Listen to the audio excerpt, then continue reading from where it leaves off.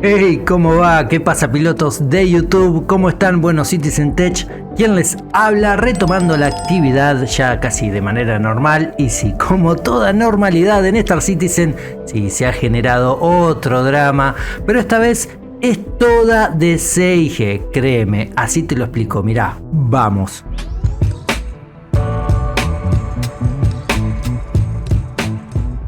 Bueno, como si no faltaran debates y dramas diarios en Star Citizen, la gente de CIG suma uno más.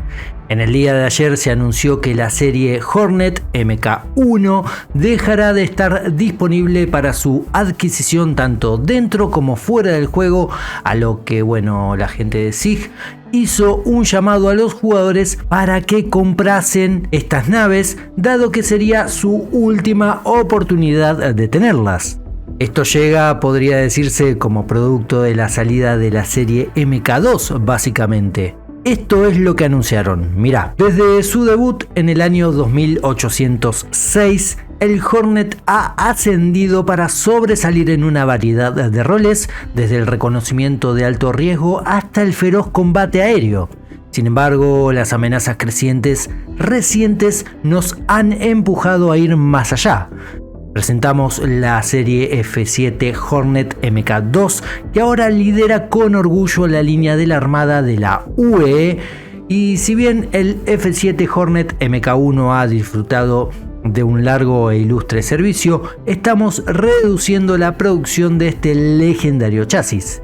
La semana de lanzamiento de Invictus 2954 será la última vez que el Hornet MK1 estará disponible en el mercado. Al despedirnos de esta emblemática nave, se convierte en más que un simple vehículo, se convierte en un objeto de colección raro, un testimonio del legado de Anvil. Sin embargo, esto no significa que puertas adentro de CIG los equipos dejarán de dar soporte a estas honorables naves. Los Hornet MK1 seguirán recibiendo actualizaciones y correcciones de errores.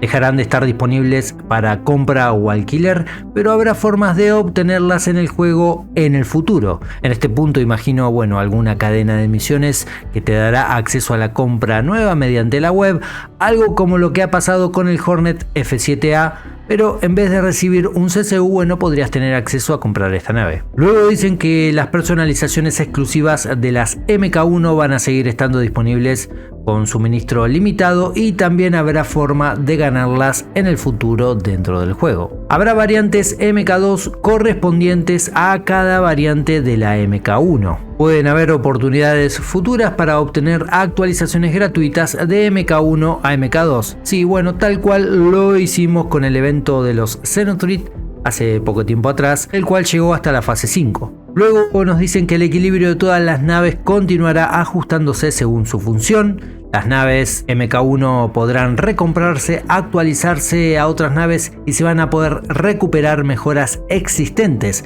Esto último es en referencia a que, si derretiste la nave y querés recuperarla del buyback, o si tenés algún CCU que te lleve a esta nave, también vas a poder recuperarlo. Ahora bien, con todo esto dicho, si uno lee entre líneas, es una movida de marketing bastante sucia, despiadada desde mi punto de vista particular, en la que se busca ganar dinero casi a como de lugar. Y quizás hasta me animaría a decir que, alguien podría pensar que es una falta de respeto total y absoluta para todos los jugadores que alguna vez se comprometieron con esta nave.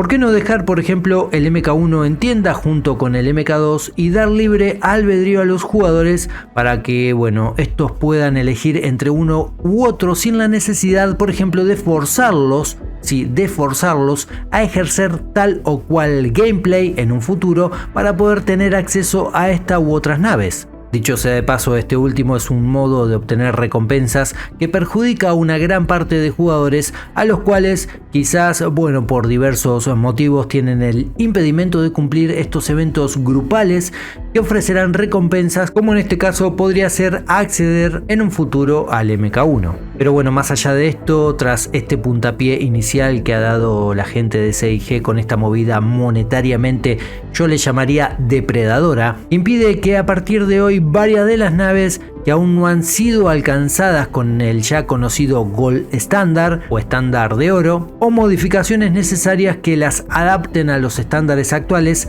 sean alcanzadas por estas medidas. Casualmente en el último video mencioné la Caterpillar, sí, bueno, una nave que utilizo desde el año 2016 o 2017 y prácticamente se encuentra igual, salvo bueno, algunos pequeños retoques que le han hecho hace algunos anitos atrás, pero lejos se encuentra del estándar de oro.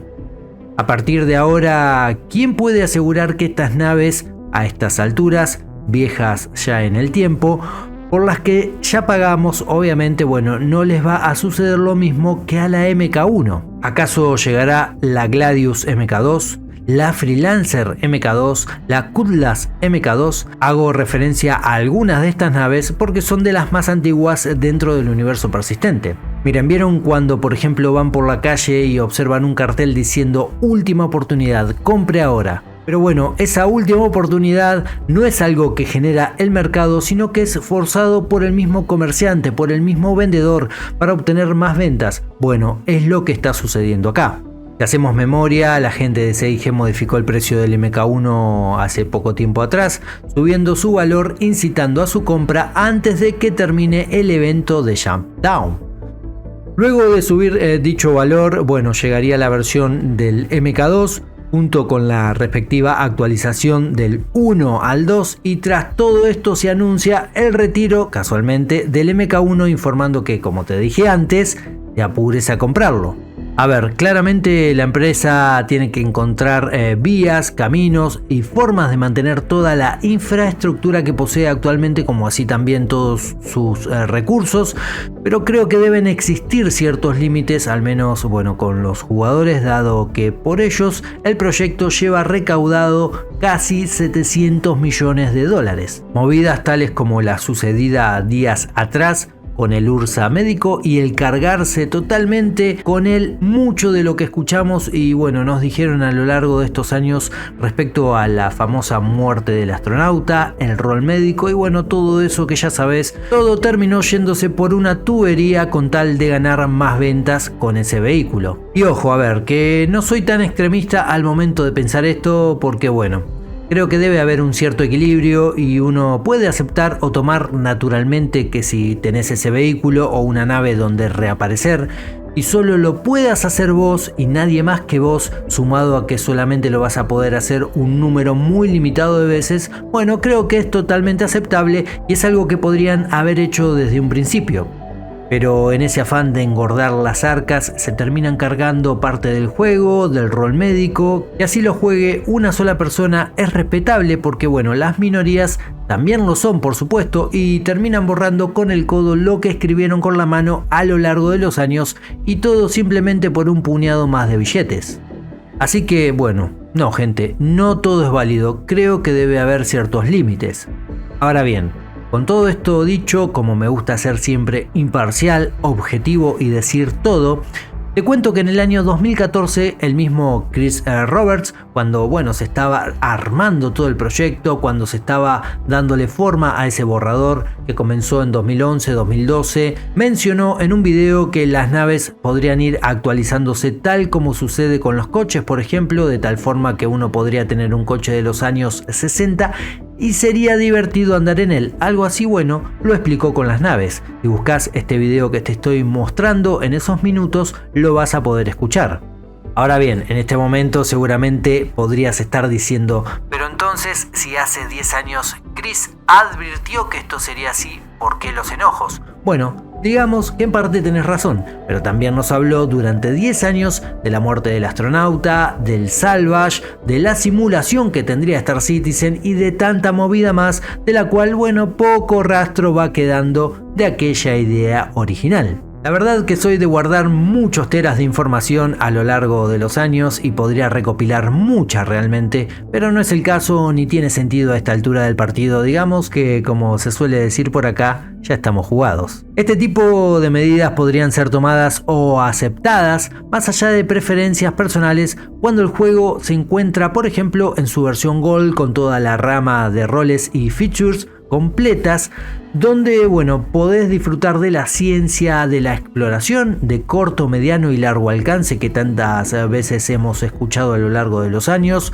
de tu rol de reportero con la Reliant Mako o un simple explorador viajando al sistema Orión donde la flota de la UE debió huir para no ser exterminada por los Vanduls. Pero bueno, creo que no es aceptable hoy en día cuando aún ni siquiera se encuentra en beta y faltan muchísimas características, bucles de juego y mejoras vitales o sustanciales que hagan de Star Citizen aquel juego que nos prometieron, o mejor dicho, para que nadie se enoje, que idearon hace años. Incluso, miren, piensen esto, hasta han deformado el lore o lo han utilizado para poder adaptar esta decisión, algo que, a los que nos gusta el lore como a mí, me parece una muy mala decisión. La verdad que, como les dije antes, estas movidas depredadoramente monetarias no son buenas y recuerdan mucho a empresas como EA Games, Ubisoft u otras. Es algo en lo que CIG nunca se debe convertir, pero creo que cada día más, al menos desde el lado del marketing y monetariamente hablando, se asemeja a ellas y vaya si es contradictoria la vida que, al menos en mi caso, fue una de las razones por las que confié en CIG, me refiero al ser distintas empresas como las antes mencionadas. Mira, como siempre te digo, intento hablarte desde la razón, la lógica, la objetividad e imparcialidad. Star Citizen ha conseguido grandes logros realmente, pero también a lo largo de los años ha sumado algunos vicios que esperemos no se hagan tan frecuentes en el tiempo. Bueno gente, me gustaría conocer su opinión, aún no estando de acuerdo por supuesto, lo cual está buenísimo. Ya saben, como siempre les digo, no es cuestión de pararse en una vereda u otra, tomar la espada y defender o criticar por el solo hecho o simple hecho, mejor dicho, de hacerlo.